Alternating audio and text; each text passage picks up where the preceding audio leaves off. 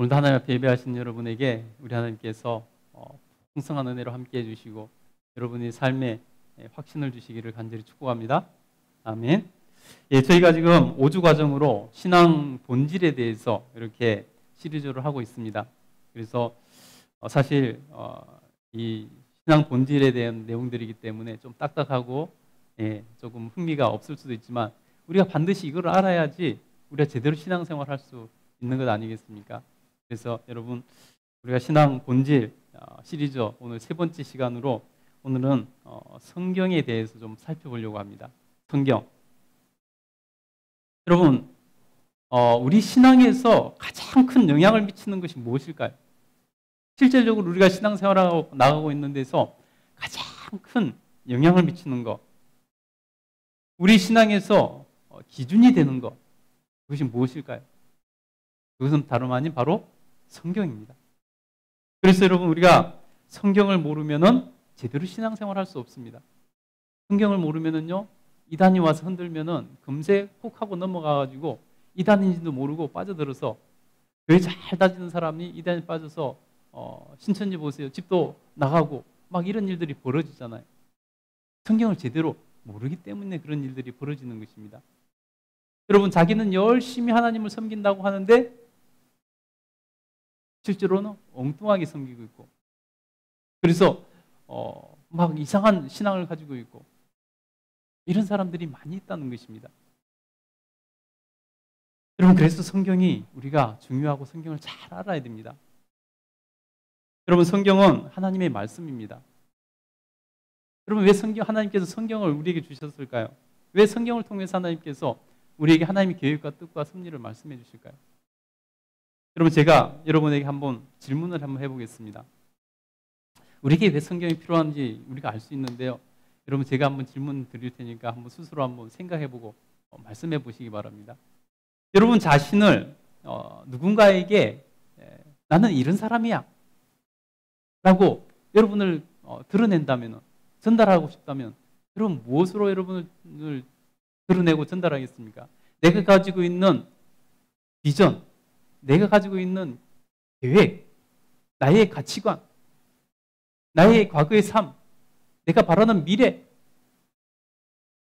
내 모든 가족들, 여러분 이런 것들을 어떻게 다른 사람에게 전달할 수 있겠습니까? 무엇으로 여러분 다른 사람에게 전달할 수 있겠습니까? 여러분 뭐 여러 가지 생각할 수도 있을 것입니다. 그런데 다른 것들은 여러분 극히 제한적인 것들인 것을 알 수 있습니다. 내가 살아가는 곳을 데리고 다니면서 보여주고 뭐 이런 것도 할 수 있겠지만은 그런 것들은 여러분 극히 제한적입니다. 누가 나를 따라다니면서 나를 관찰하고 나를 지켜보고 하겠습니까? 시간이 남아도라도 그런 일은 할 사람은 사실은 없는 거죠. 그렇다면 여러분 무슨 도구로 무엇으로 나를 표현하고 나를 증거하고 나를 드러낼 수 있겠습니까?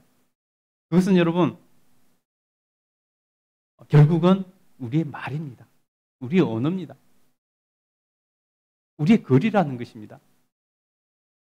내가 하는 말로, 내 언어로, 또 문자로 쓴 그 언어, 글자로 그렇게 나를 표현할 수밖에 없는 것입니다. 그래야 가장 정확하고 가장 확실하고 가장 잘 표현할 수 있는 것 아니겠습니까? 그래서 여러분 언어가 이렇게 중요한 것입니다. 여러분 그래서 우리 삶에서, 우리 인간들의 삶에서 언어는 특히 문자로 표현된 언어, 글은 이 세상에서 사실 가장 중요한 위치를 차지하고 있습니다. 모든 것은 글로, 언어로 표현되어 있지 않습니까? 여러분 입에서 우리가 말을 하면은, 입에서 나가면은 그것은 잠시 그냥 머물지만은 다 흩어져 사라집니다. 그 말을, 그 언어를 붙잡을 수 있는 방법이 있습니다. 그것이 뭐죠? 글입니다. 문자입니다. 글입니다. 그래서 이 세상의 모든 것은 결국 문자화하는 것입니다. 모든 것은 문자화하고 있지 않습니까? 그래서 여러분 문자화된 언어로 모든 것이 정의되고 모든 것이 확정되고 모든 것이 판단되는 것입니다. 그리고 모든 것을 그래서 기록으로 남기는 것입니다. 그래서 여러분 글이 그만큼 중요한 것입니다. 여러분 세상의 모든 지식도 어떻게 표현되죠? 다 언어로 표현됩니다. 글로 표현됩니다.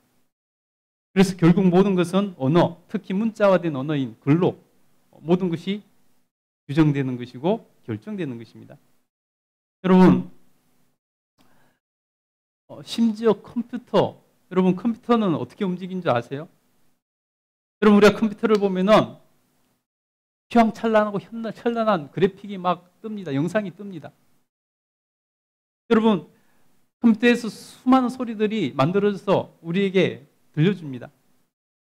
사람과 비교할 수 없을 정도로 계산도 잘합니다. 여러분 심지어 지금은 AI 시대라 그러잖아요. 인공지능 시대가 돼서 심지어 컴퓨터가 스스로 생각하고 판단한 지경까지 이르게 되었습니다. 조만간에는 걸어다니는 로봇가 스스로 말하고 생각하고 판단하고 사람을 도와줄 것입니다. 여러분 근데 그 모든 것이 무엇으로 그것을 구현해내는지 아세요? 무엇으로 컴퓨터가 그렇게 할 수 있도록 만든지 아세요?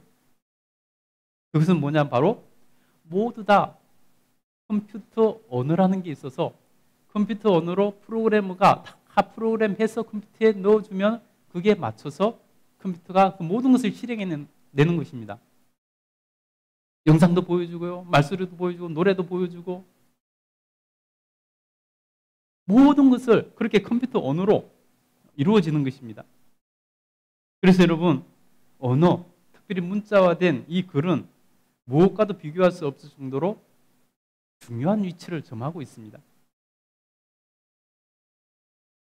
그래서 여러분 모든 것은 언어로, 특히 문자화된 언어인 이 글로 모든 것이 표현되고 그 표현된 그것을 대변합니다. 글로, 그 언어로 그 사람에 대해서 묘사하면은 그 글이, 그 묘사한 그것이 바로 그 사람입니다. 말로 표현한, 글로 표현한 그것이 곧 그 사물이 곧 그것이 되는 것입니다. 그래서 여러분 언어는 결국 그것이 표현하는 대상과 같은 것이라고 말을 할 수 있습니다. 그래서 성경은 곧 성경 말씀이 하나님이라고 말씀합니다. 성경 말씀이 예수님이라고 말씀합니다. 그래서 성경은 말씀이 육신이 되어 우리 가운데 오신 분이 예수님이라고까지 표현합니다. 얼마나 여러분 성경이 중요한지 아시겠죠? 여러분 우리를 드러내고 우리를 표현할 때도 말로, 언어로, 또 글로 표현하지 않습니까? 여러분 자신의 삶을 일대기를 쓴 걸 뭐라고 그러죠? 자서전이라고 하죠. 자기 삶을 글로, 언어로 표현한 것입니다. 자기를 드러낸 거죠. 여러분 하나님은 우리를 사랑하시고 하나님은 우리가 하나님을 알기를 원하십니다. 그래서 우리에게 하나님께서 힘써 여호와를 알라고 말씀합니다. 그럼 하나님께서 우리에게 자신을 드러내실 때 가장 효과적으로, 가장 정확하게, 확실하게, 가장 광범위하게 우리에게 자신을 알려주시고 드러내시고 자신의 계획과 섭리와 뜻을 알려줄 수 있는 방법이 뭘까요? 그것은 다름 아니라 바로 언어, 특별히 문자화된 글이라는 것입니다. 그래서 여러분 하나님께서 우리에게 성경을 주신 이유는 성경을 통해서 우리가 하나님을 알고 하나님이 어떤 분이신지 알고 성경을 통해서 하나님이 이 역사 가운데 어떻게 역사를 운행해 나가시는지 알고 하나님께서 사람과의 관계를 어떻게 맺어가시는지 알고 하나님께서 사람을 향한 계획이 무엇이고 뜻이 무엇이고 하나님께서 사람들이 어떻게 살기를 원하시고 이런 모든 내용이 들어있는 것이 바로 성경입니다. 하나님의 말씀이라는 거예요. 그래서 하나님께서도 언어를 통해서 문자화된 이 글을 통해서 하나님께서 우리에게 하나님의 모든 것을 우리에게 알려주신 것입니다. 그래서 여러분, 우리가 하나님을 알 수 있는 가장 좋은 방법은 성경을 읽는 것입니다. 성경을 읽지 않고 하나님을 알 수 있는 방법이 없습니다.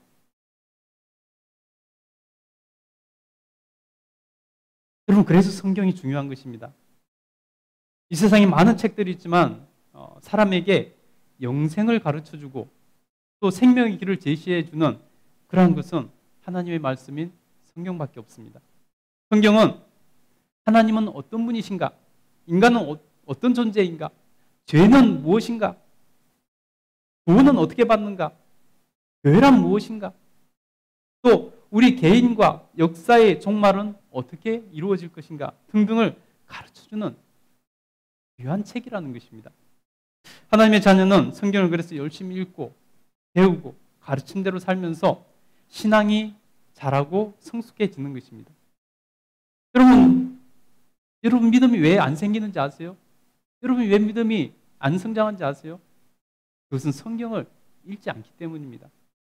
성경을 연구하지 않기 때문입니다. 성경은 그래서 주님께서는 그래서 성경을 통해서 우리에게 말씀하셨습니다.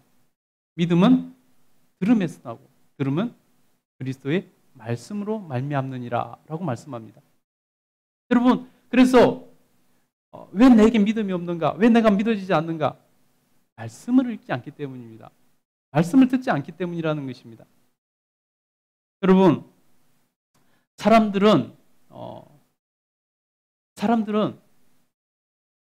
태어나면서 가장 먼저 배운 것들, 자기가 속해 있는 공동체 안에서 먼저 배운 것들을 진리로 알고 살아갑니다.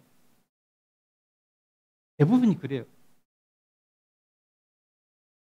새로운 문화나 새로운 것을 받아들이면 그때서 깨우쳐지고 더 넓은 세계로 나가는 것입니다.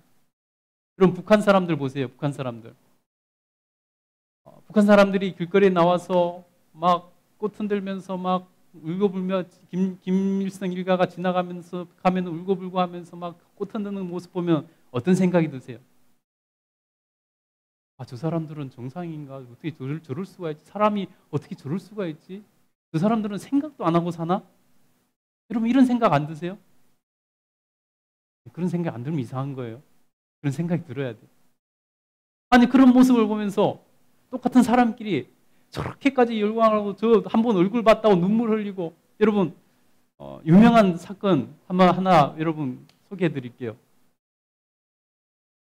북한 응원단이 우리나라에 왔었잖아요. 그죠?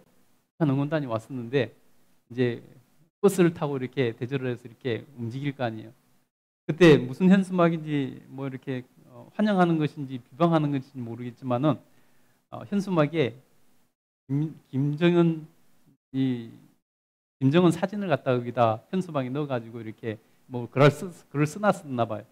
근데 그날 하필 비가 왔어요. 그러니까 그 버스를 타고 가던 그 북한의 그 응원단이 그 젊은 여자들이, 젊은 처녀들이 대부분이죠. 그 응원단이 그것을 보면서 가슴 아파 울면서 우리 수령님이 저기에서 비를 맞고 있다고 그러면서 가던 버스를 멈추고 가가지고 그 현수막을 띄웠다잖아요. 너무 유명한 일하잖아요. 그래서 우리 남한 사람들의 분노를 하면서 어떻게 우리 수령님을, 존엄을 이렇게 대우하냐고 막 이러면서 그랬다는 것입니다. 여러분, 상식적으로 이해가 안 가죠. 그죠? 우리로서는 상식적으로 이해가 안 돼요. 근데 여러분, 그것이요, 여러분이 북한에 태어났으면 여러분도 똑같이 그렇게 할 겁니다. 다를 것 같으세요? 여러분 북한에 태어났으면 똑같이 그럴 겁니다. 왜냐하면요, 자기가 가장 먼저 배운 것들, 가장 자기들이 먼저 배워서 알고 있는 것들이 그것이 진리인 줄 알고 살아가기 때문입니다. 여러분,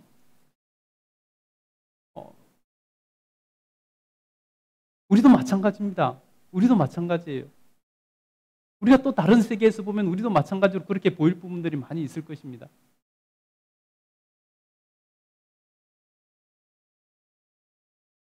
우리가 새로운 것을 받아들이지 않으면요, 새로운 것을 문을 닫고 거부하고 받아들이지 않으면요, 거기에서 한치도 벗어나지 못합니다. 새로운 것을 받아들여야지 깨달아지는 것이고, 새로운 것을 받아들여야지 내가 모르던 이런 것이 있었구나. 여러분 탈북자들이 와서 요즘 유튜브에서 탈북자들이 유튜브를 통해서 얼마나 많이 활동을 하는지 몰라요. 북한에 우리 모르니까 다들 신선하고 뭐 이렇게 새롭고 그러니까 사람들이 많이 보나 봐요. 저도 가끔 이렇게 보는데 북한에서 생활했던 것들, 탈북 과정들, 남한에 와가지고 충격받은 것들, 자기 의식이 어떻게 깨어져 나가는지, 어떻게 새롭게 달라지기 시작했는지, 왜 그렇게 김일성 일가밖에 모르는 사람이 어떻게 해서 자기가 새로운 세상을 알고 탈북하게 됐는지 이런 얘기들을 참 많이 해요. 여러분, 우리도 똑같습니다. 우리가 복음에 대해서 처음에 세상적인 지식으로 학교를 다니면서 세상적인 지식으로 모든 것이 다 이렇게 배워왔죠. 그래서 우리의 모든 사고와 뇌와 모든 것은 학교에서 받은 것을 베이스로 바탕으로 깔고 이렇게 됩니다. 그것이 단 줄 알고 살아가죠. 여러분 실제로 보면 여러분 학교에서 배운 지식들이 얼마나 많이 바뀌는지 아세요? 여러분이 초등학교 때 배웠던 지식이 지금도 유효한 것이 몇 프로나 될 것 같습니까? 우리가 그때 배운 것은 그 모든 것이 다 학교에서 가르치니까 100% 진리라고 생각하고 배웠잖아요. 근데 여러분 지금 와서 보면요 아닌 것들이 얼마나 많은지 모릅니다. 우리가 복음에 대해서도 마찬가지입니다. 여러분 마음을 열고 복음을 받아들이지 않으면요 그 세계를 모르는 것입니다. 우리가 마음을 열고 성경을 읽어보지 않으면요 성경을 엉뚱한 것으로 그냥 치부하고 넘어간다는 것입니다. 수많은 그리스도인들이 성경을 읽고 예수님을 믿는 데는 그 사람들이 바보라서 그럴까요? 절대 그렇지 않겠죠. 여러분 그래서 성경을 읽을 때 우리가 가져야 될 자세는 뭐냐면 우리의 모든 것을 내려놓고 선입관 없이 편견 없이 성경을 읽는 것입니다. 여러분 교회를 오래 다닌 사람도 마찬가지입니다. 그렇게 빠져있는 사람들이 얼마나 많은지 몰라요. 예전에는 여러분 우리가 동정년 말이야 처녀가 아들을 낳는 것에 대해서 절대 받아들일 수 없다. 그것 때문에 믿지 못한 사람들이 있었고 심지어 교회를 오는 사람 신앙생활을 한다고 교회를 오는 사람조차도 다른 거는 내가 다 믿어도 처녀가 아들을 낳는 것은 내가 못 믿겠다는 사람들이 수두룩했습니다. 근데 여러분 어떻습니까? 시대가 발달하고 과학이 발달되니까 요즘은 그런 소리 어디 가서 하면은 무식하다는 소리밖에 못 듣습니다. 누가 그거 가지고 딴지 거는 사람 없습니다. 왜냐하면 여러분 과학이 발달돼서 요즘은 사람을 대상으로는 아직 실험을 못하니까 안 하는데 사람이 짐승의 체세포 하나 가지고도 짐승을 만들어내잖아요. 복제를 하잖아요. 복제양을 만들고 복제개를 만들고 요즘 처음에 그것이 나왔을 때는 온 세계가 떠들썩했는데 지금은 세계 각국에서 이루어지기 있기 때문에 지금 기사 한 줄도 안 나옵니다. 그것이 요즘 안 이루어져서 안 나오는 게 아니라요. 복제개, 복제양, 이게 지금 상업화돼서 심지어는 요즘에 애완견들을 많이 키우잖아요. 심지어 요즘은 돈 많은 사람은 그 개가 죽을 때가 다 되면은 복제를 시킵니다. 똑같은 모양을 생긴 개 만들어내서 키우고 있어 실제로 지금. 이런 시대입니다. 그러니 여러분 요즘은 동정녀 탄생 때문에 내가 예수님을 못 믿겠다 하는 사람은 그 사람 정말로 지식이 부족하든지 뭐 하여튼 다 막힌 사람이든지 이런 사람이 되는 거예요. 여러분 어디 가서 그런 소리 하는 사람 있으면 이 무식한 사람이라고 이렇게 가르쳐 주시기 바랍니다. 여러분 그래서 성경을 우리가 읽을 때는 내가 기존에 가지고 있던 모든 것을 다 내려놓고 읽는 것입니다. 그리고 옳은지 안 옳은지 경험해보고 실행해보고 판단하고 하는 것입니다. 여러분 그러면 성경에 대해서 좀 볼까요? 여러분 성경은 어떤 책일까요? 성경의 목적이 무엇일까요? 성경이 왜 기록됐고 성경의 목적이 뭘까요? 성경에 기록된 목적은 첫 번째는 바로 우리에게 구원의 길을 열어주는 책입니다. 구원의 방법을 알려주는 책입니다. 오늘 본문 우리 15절 한번 읽어볼까요? 디모데후서 3장 15절 한번 같이 읽어보도록 하겠습니다. 본문이 한번 읽겠습니다. 시작. 또 어려서부터 성경을 알았나니 성경은 능히 너희로 하여금 그리스도 예수 안에 있는 믿음으로 말미암아 구원에 이르는 지혜가 있게 하느니라. 성경을 우리에게 주신 목적은, 첫 번째 목적은 바로 우리로 구원에 이르는 지혜를 얻게 하는 것입니다. 우리가 구원의 길을, 구원의 방법을 우리에게 알려주셔서 우리가 구원받아 천국 갈 수 있는 길을 열어주신다는 것입니다. 여러분, 수많은 사람들이 그것을 깨닫고 구원받았습니다. 수많은 과학자들이, 수많은 위인들이 그것을 깨닫고 예수님을 믿고 구원받았습니다. 여러분, 믿음에 도전할 수 있길 간절히 축복합니다. 두 번째 성경을 주신 목적은 뭐냐면요, 우리 16절 17절 한번 읽어볼까요? 읽겠습니다. 시작.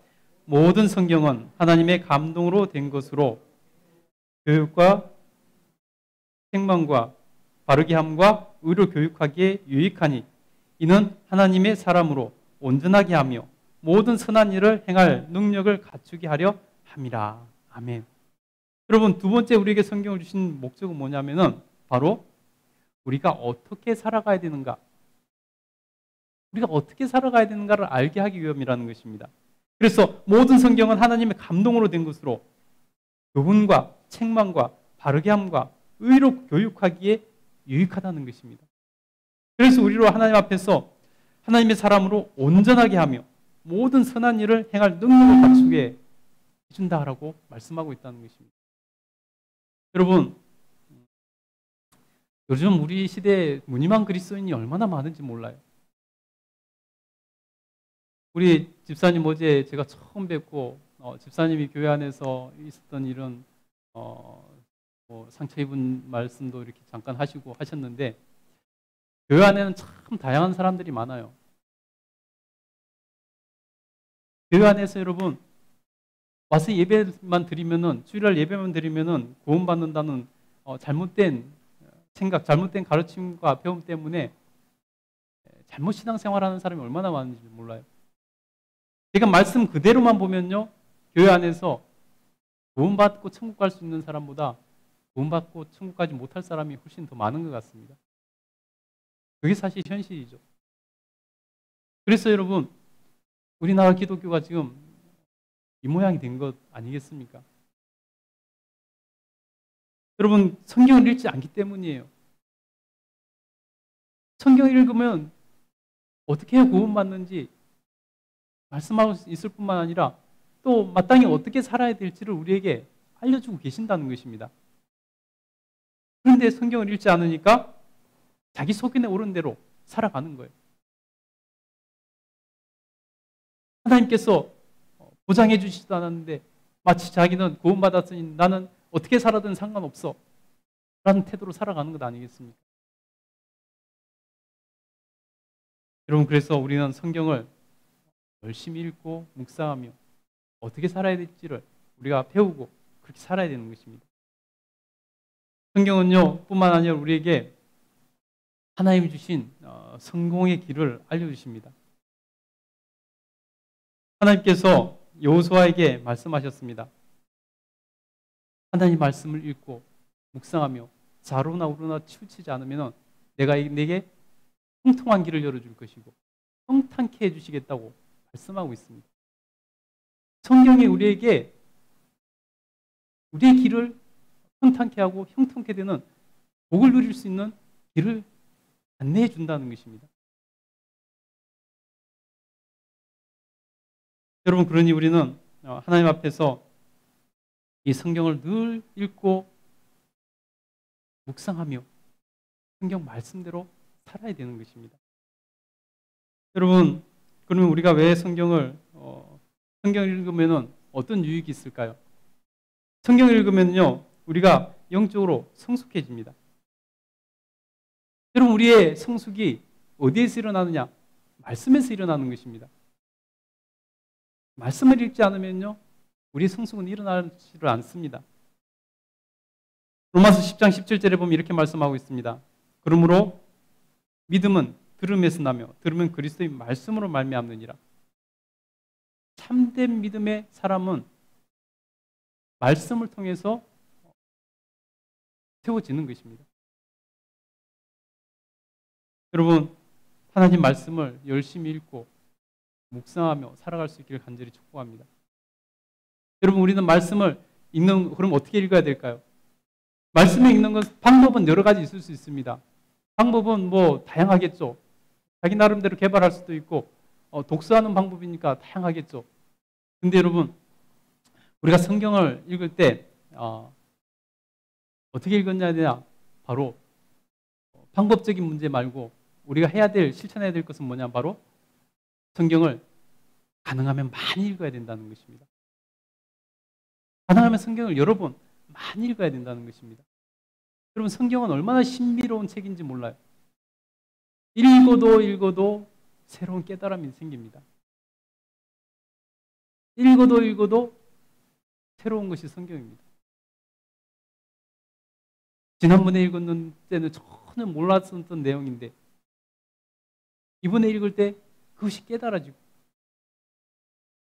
지난번에 읽을 때 전혀 감도 못 잡았는데 이번에 읽을 때 감이 잡힙니다. 그런다고 여러분 그게 단 줄 아세요? 다음에 또 읽어보세요. 그럼 또 달라요. 그래서 여러분, 성경 읽을 때는 가능하면 많이 읽으시기 바랍니다. 그리고 또 한 가지 중요한 건 뭐냐면, 성경 읽을 때는 깊이 읽으시기 바랍니다. 깊이 읽어야 돼요. 그냥 소설책 읽듯이 날림으로 읽어서는 안 됩니다. 성경은 깊이 읽어야지 깨달음이 생겨요. 깊이 읽을 때, 이것이 하나님께서 왜 우리에게 주셨는가? 이 말씀은 어떤 배경인가? 이 말씀은 어떤 의미인가? 이 말씀은 하나님을 어떤 분이라고 우리에게 알려주시는가? 이 말씀은 우리가 어떻게 살라고 하시는 것인가? 이 말씀은 하나님께서 우리에게 어떤 꿈을 갖게 하시는 것인가? 여러분, 깊이 생각하면서 읽어야 되는 것입니다. 그것을 묵상이라고 합니다.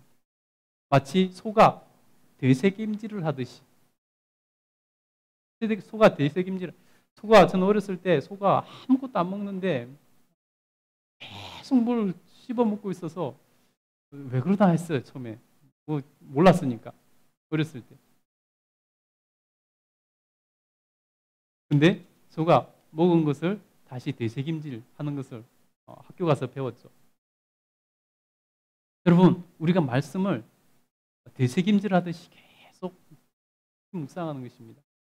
성경 한번 읽고 끝나는 것이 아니라, 아침에 내가 성경을 마태복음 1장을 읽었는데 그냥 읽을 때 이렇구나 하고 끝나면 우리가 깨닫는 것이 참 제한적이고 없어요. 그렇구나, 지식적으로 그냥 한번 훑고 넘어가는 것이지.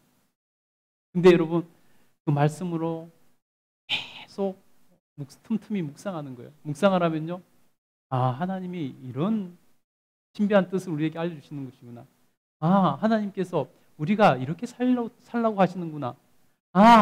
내가 이렇게 살아야지 제대로 인생을 사는 것이구나. 이렇게 살아야 하나님의 은혜를 받는 것이구나. 이렇게 살아야 하나님 기뻐하시는구나. 이런 것이 깨달아진다는 것입니다. 그럼 우리가 매일 성경을 한 장씩 읽고 있잖아요, 그죠? 매일 한 장씩 읽고, 또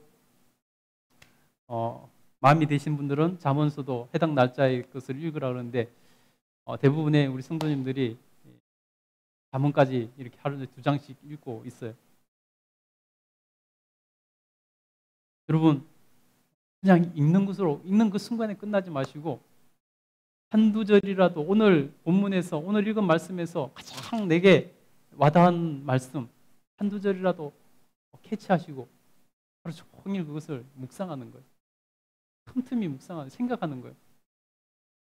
오늘 말씀 이거였지 생각해 보는 거예요. 아침밥 먹고 생각해 보고, 또 일하다 틈틈이 생각해 보고, 또 점심 먹고 생각해 보고, 하루를 그 말씀으로 이렇게 묵상하면서 생각하다 보면요, 얼마나 깊은 깨달음이 생기는지 몰라요. 여러분, 꼭 그렇게 깊이 읽으시길 간절히 축복합니다. 그래서 여러분, 우리가 성경을 읽을 때는 또 우리의 태도가 중요해요. 우리가 사모하는 마음으로 읽어야 돼요. 여러분, 사모하는 마음이 있을 때 그것이 마음에 와닿지 않겠습니까?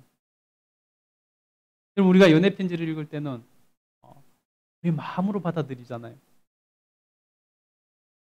소설을 읽을 때는 머리로 받아들이지만 연애 편지를 읽을 때는 마음으로 받아들이잖아요. 우리가 성경을 표현할 때 하나님의 우리를 향한 연애 편지라고 이렇게 표현하는 이유가 바로 그것입니다. 하나님 마음이 그게 담겨 있기 때문입니다. 우리가 마음으로 받지 않으면요, 마음으로 받지 않으면요, 깨달을 수가 없어요. 느낄 수가 없어요. 마음을 머리로 받아들이면요, 판단만 하고 이성적으로 계산만 할 뿐이에요. 마음으로 받아들여야지 그때 상대방의 마음이 이해되고 느껴지고 받아들여지고 그러는 것입니다. 여러분, 하나님의 마음이 내게 느껴지고 받아들여지고 그런다면 여러분, 우리의 믿음은 자동으로 성장하게 되어 있다는 것입니다. 여러분, 특별히 아까도 말씀드렸지만은 마음을 닫고 성경을 읽으면 안 됩니다. 마음을 열고 읽어야 되는 것입니다. 피상적으로 읽어서는 안 되는 것입니다. 내게 있는 두려움, 교만, 다친 마음 다 내려놔야 됩니다. 이것을 읽고 내가 막 빠져가지고 이상하게 되지 않을까? 심지어 이런 마음 가지고 있는 사람도 가끔 보면 있어요. 걱정하지 마세요. 우리 기독교는 철저하게 이성적인 종교지 감성에만 빠져가지고 이렇게 하지 않습니다. 말씀을 읽을수록 이성과 감정이 함께 가지 감정으로만 빠지는 종교가 아닙니다. 여러분, 여러분의 머릿속에 다른 잡념으로 가득 차 있다면 성경이 또 안 읽혀요. 읽어도 깨달아지지 않아요. 그것들을 다 주님께 내려놓고 성경 읽기 전에 먼저 그래서 기도하고 있는 것입니다. 하나님 말씀을 읽고 깨닫고 하나님 마음을 알고 하나님 계획과 섭리를 알고 하나님 뜻을 알고 그래서 하나님 말씀대로 살기를 원해서 하나님 말씀을 읽습니다. 이 시간 하나님께서 정말 제 모든 잡념 내려놓고 모든 부정적인 거 다 내려놓고 모든 다친 마음 내려놓고 모든 두려운 마음 내려놓고 모든 교만한 마음 내려놓고 주의 말씀을 읽기 원합니다. 도와주십시오. 깨닫게 해주십시오. 하고 성경을 읽는 것입니다. 그러면 여러분 신세계가 열리는 것입니다. 말씀을 깨달아서 성경 그래서 말씀에 대해서 어떻게 말씀하고 있냐면요. 그런 사람들은 말씀이 꿀송이처럼 달다고 고백하고 있습니다. 말씀이 꿀송이처럼 달다. 여러분 제가 참 성경에 이렇게 읽는 것이 재미가 있어서 성경 읽을 때요. 진짜 말씀이 꿀송이처럼 달다는 것이 이해가 되더라고요. 여러분도 그런 경험들이 있으실 겁니다. 아직 그런 경험을 못 해본 사람들은 성경을 제대로 읽어본 적이 없는 사람일 겁니다. 여러분 하나님 앞에서 말씀이 꿀송이처럼 밝게 느껴지시기를 간절히 축복합니다. 그럼 여러분 성경은 구약과 신약으로 나눠져 있어요. 구약과 신약으로 나눠져 있어요. 구약은 예수님께서 오시기 전에 쓰여진 책이고 신약은 예수님께서 오신 이후에 쓰여진 책입니다. 그럼 여러분 구약과 신약의 주제가 뭘까요? 시간이 없어서 그것만 하고 마치도록 하겠습니다. 구약과 신약의 주제가 뭘까요?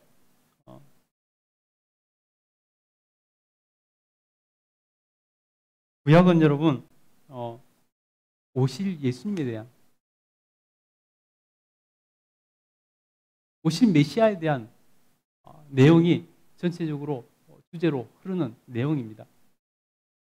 그리고 신약은 오신 메시아가 어떤 분이시고 또 우리가 어떻게 구원받는지 또 앞으로 재림하실 세상의 종말에 대해서 말씀하고 있는 책입니다. 그래서 구약의 내용들은 몇 가지만 살펴보면은 주로 이런 내용이죠. 천지 만물과 인간의 창조, 인간 타락과 죄, 그리고 하나님의 구원 계획, 아브라함의 후손 이스라엘의 구원교회, 이스라엘의 반역과 불순종, 그리고 계속적인 메시아 도래 예언, 이런 것들로 이루어져 있습니다. 그리고 신약의 내용들은 주의 길을 예비하는 사람들의 모습, 메시아이신 예수 그리스도의 탄생과 그분의 사역, 십자가의 죽음과 부활, 승천, 그리고 재림의 약속, 또 성령 강림과 교회의 탄생, 하나님 나라의 확장, 그리고 역사의 종말 예언, 그리고 재림 가운데 지속적인 복음 전파 명령, 이런 내용들로 이루어졌습니다. 여러분, 오늘부터 성경을 사모하시고 성경을 읽게 되기를 간절히 축복합니다. 1년에 한 번씩은 꼭 성경을 통독하시기 바랍니다. 여러분, 우리 성경을 1년에 통독하려면요, 하루에 3장 정도씩만 읽으면 됩니다. 3장 정도면 조금 모자라긴 한데 주일날 1장 정도 더 읽으면 돼요. 하루에 3장 정도 성경을 읽으면은 1년에 성경을 한 번 읽을 수 있습니다. 그래서 시간으로 보면은 보통 한 하루에 15분 정도만 내서 성경을 읽으면은 성경을 1년에 한 번 통독할 수 있습니다. 여러분, 15분 내서 여러분 인생이 달라진다면은, 여러분이 15분을 내서 여러분의 삶이 어떻게 살아야 될지, 여러분 구원에 이르는 길을 걸어갈 수 있다면은, 여러분 15분 내는 것이 아깝겠습니까? 여러분 그동안에 가지고 있는 모든 것 다 내려놓고 오늘부터 새롭게 성경을 읽어서 내가 그동안 가지고 있던 모든 지식, 선입관, 학교에서부터 배웠던 모든 것들, 북한 주민들처럼 되지 않으려면 다 내려놓고 읽어야 되는 것입니다. 그래서 여러분 하나님 앞에서 깨닫고 다 천국에 들어갈 수 있게 되기를 간절히 축복합니다.